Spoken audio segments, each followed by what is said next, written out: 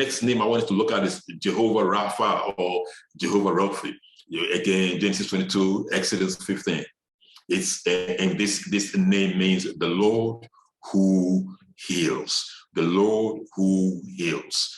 Now, let's say it's used about 70 times for healing, restoration, or preservation. That's what we see right here. Now, in the Bible, right? Today I know, and again, when we have a good understanding of these things, right, we will use them effectively. We will use them in the right context. And we'll see the hand of God move in our lives or in our situations. All right. So please take notes carefully. So in the Bible, healing is not just physical. Healing could also be what? Moral or spiritual restoration. You see? For example, in Exodus 15, in the wilderness, the Israelites needed water.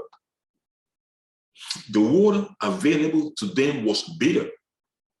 They needed good water, good drinking water for refreshment. I mean, think about it. Think about it. In the wilderness, in the desert, if you want to call it that way, in the desert, they needed water. And sometimes you and me, we go through the same thing where we go through situations, or we go through bitter situations. We find ourselves in situations that are not pleasant at all. But God who has provided better, Jehovah Jireh, who has provided, he can provide better than bitter. He can transform the bitter into something better, something sweet. Jehovah Rapha. So you and I as a believer, we go through rough times. But let us remember that Jehovah Rapha, he's the one who restores. He's the one who preserves. He's the one who heals us. All right. And when you look at it in Exodus 15, it says, and he cried unto the Lord, and the Lord showed him a tree, which when he had cast into the waters were made sweet. There he made for them a statute and an ordinance, and there he proved them. So we're talking about, Moses and the Israelites when they were coming out of Egypt. You remember, like I said, they were looking for water, and they started murmuring and grumbling and then turning to Moses. And God said, okay, well, Moses, do what you want to do.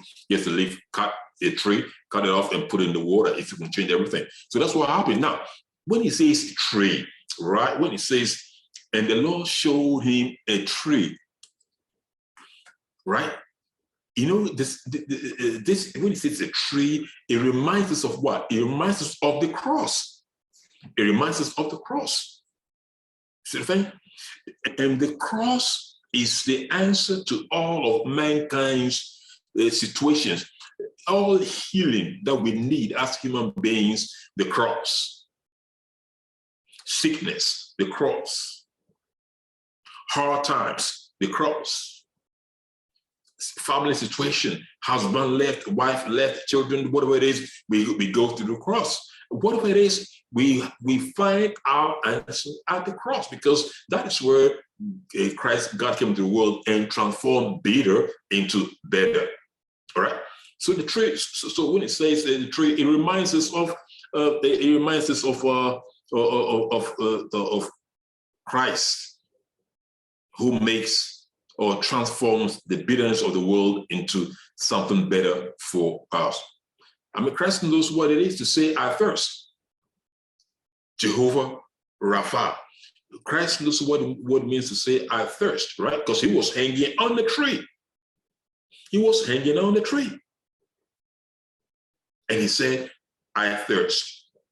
So Christ knows both physically and also spiritually what it means. And his presence in our lives helps us because he's the Jehovah Rapha.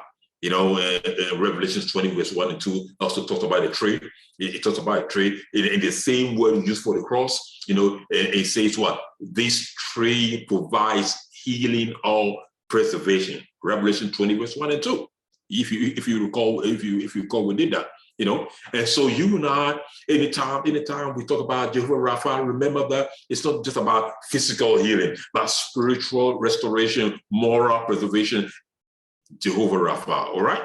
And you know, we remember what's the name? Fanny Crosby's hymn, Jesus keep me near the cross, there a precious fountain, free to all, the healing stream flows from Calvary's mountain. So we see, you see, Jehovah Rapha, the God who heals physically, spiritually, but more spiritually for us, so that we can walk with him. He's already done that at the cross, and you and I today, because we are believers, we've been what? We've been healed from the disease called sin. Okay, now